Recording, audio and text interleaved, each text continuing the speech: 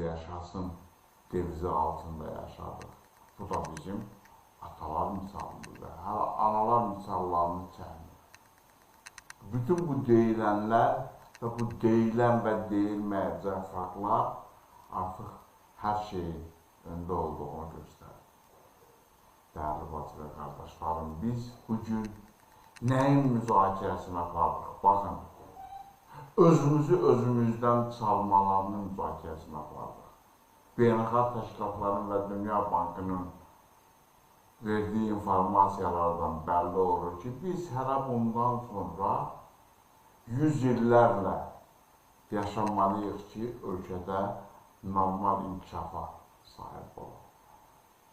Amma normal inkişafa sahib olmalı. Tək yolu müstəqil məhkəmə, xalqın hakimiyyəti və xalqın seçdiyi dövlət başçısı və parlament.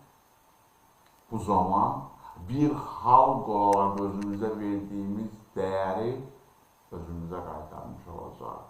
Əsas olsun ki, bugün Rusiyanın qurduğu bu hakimiyyət bunların heç birinin bizə məxsus olduğunu göstərir.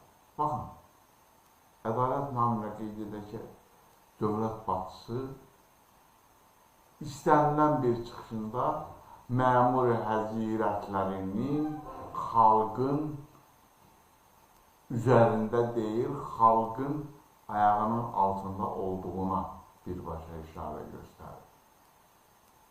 Onu da göstərir ki, mən xalqın ayağına gedib, xalqın yanında dayanıramsa, hər kəs bunu etməlidir. Əcabə, nədən bəs görən bizim